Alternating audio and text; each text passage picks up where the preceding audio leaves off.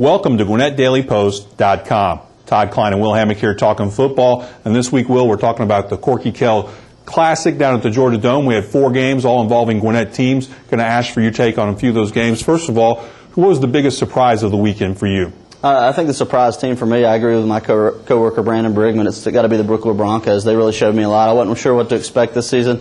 A lot of new faces in there, but the running game was excellent. And to go with a pretty good passing team and a pretty good defense, I look for a bright season for the Broncos. And then every time a season starts, you get some new players stepping up. Who were maybe some of the breakthrough players that you saw down at the Dome? A few of those guys were running backs. I think Donnie Miles and Ethan Kilgore up at North Gwinnett certainly stand out to me. They had great games. You probably didn't know their names before this season, but they didn't take them very long to introduce themselves. Same thing over at Brookwood. Both those running backs over there, Tompkins and Cole, had very good games. And just like the guys at North Gwinnett, you didn't know them, but you will by the end of the season.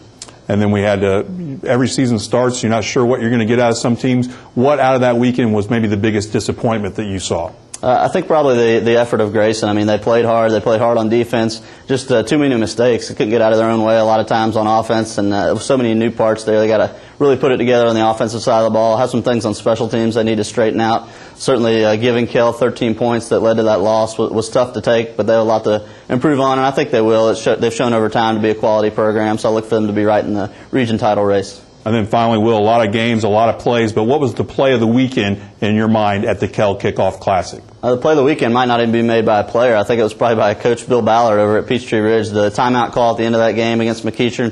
McEachern had just hit the tying field goal, or so they thought, when Bill Ballard called the timeout before the play. Forced a re-kick. McEachern missed that field goal, and certainly gave Peachtree Ridge a huge victory, one that they looked to be heading to overtime, and suddenly they were celebrating a win. So that was a big play for the Lions, and Tyler Bott certainly had a big defensive play in that game too. So either one of those could have been the play of the weekend.